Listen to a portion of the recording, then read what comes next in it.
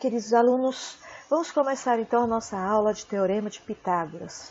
E antes de mais nada, eu quero orientar vocês a realmente navegar pela internet, veja no YouTube, na web, quantas aulas tem falando sobre o próprio Pitágoras, sobre a escola pitagórica, sobre o Teorema de Pitágoras. Tem muita coisa rica que vocês podem realmente aproveitar para deixar a aprendizagem de vocês bem significativa, ok? Essa aula aqui, entretanto, ela é a que eu chamo de direto ao ponto. Nós vamos falar especificamente da definição do Teorema de Pitágoras, do enunciado do mesmo e de como aplicá-lo no exercício que eu considero básico para que vocês depois possam continuar seus estudos com essa teoria que é tão utilizada não só na matemática como em áreas afins, ok?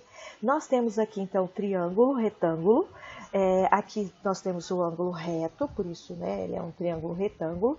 E para começar a trabalhar com o Teorema de Pitágoras, nós temos que saber identificar a hipotenusa e os catetos. A hipotenusa, ela estará sempre aqui, ó, na frente do ângulo reto, tá? Mesmo que eu vire o triângulo, que eu faça outras formatações nele, a hipotenusa estará sempre na frente do ângulo reto.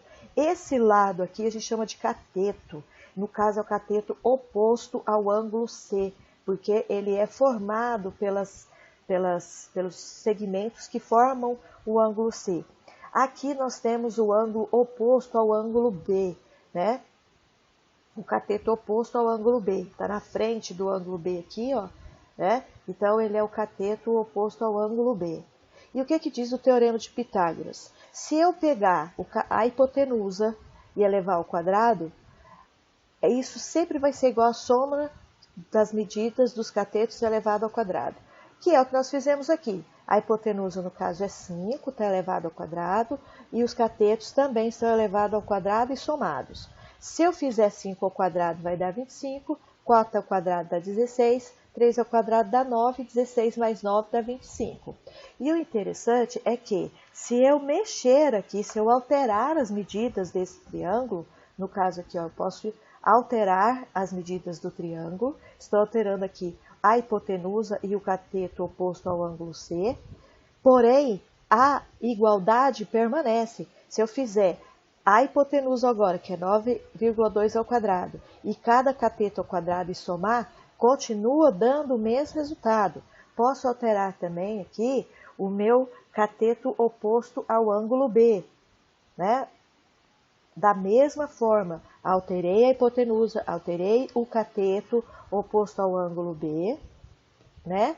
E a gente percebe que a igualdade, ela se mantém. Nesse momento, seria bem interessante vocês pegarem a calculadora, confirmar se realmente esses valores estão corretos e verificar que realmente o Teorema de Pitágoras ele é válido para quaisquer medidas da hipotenusa e dos catetos no triângulo retângulo.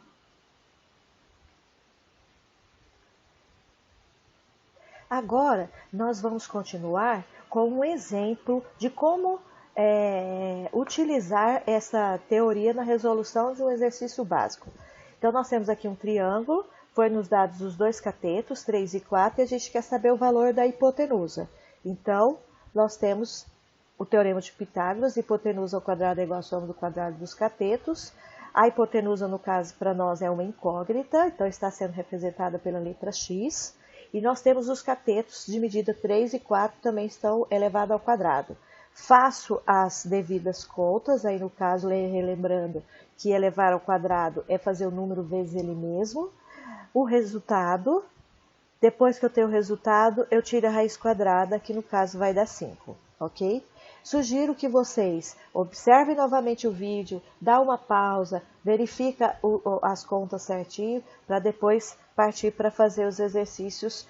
Quem é aluno da escola pública, meus alunos, tem aí a lista de exercícios para vocês fazerem com a aplicação do Teorema de Pitágoras em exercícios básicos. Abraço!